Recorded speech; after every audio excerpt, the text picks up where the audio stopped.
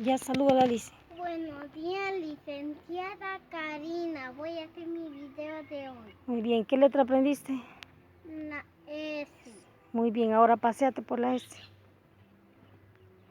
Y habla, ¿qué puede escribirse con la S?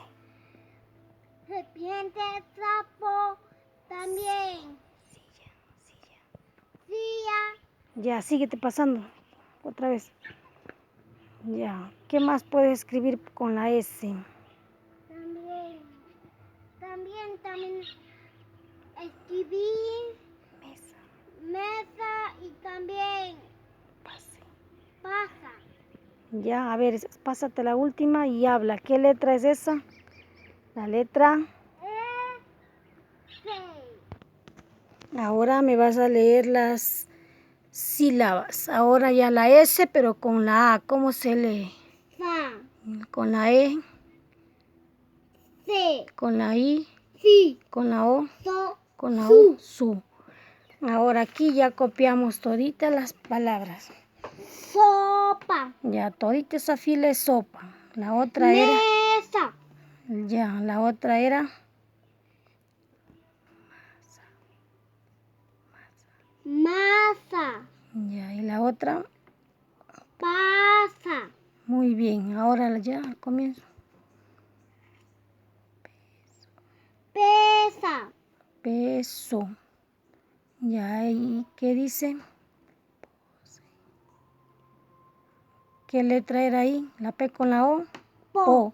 Y la S con la E. P. Po. Pose. Pose. Muy bien. ¿Qué palabra es esa? Piso. Ya. ¿Qué palabra es ahí? Piso. No, ahí es otra. Más allá es piso. Ahí es Suma. suma. Y la otra es. Piso. Tampoco es piso. Mira bien.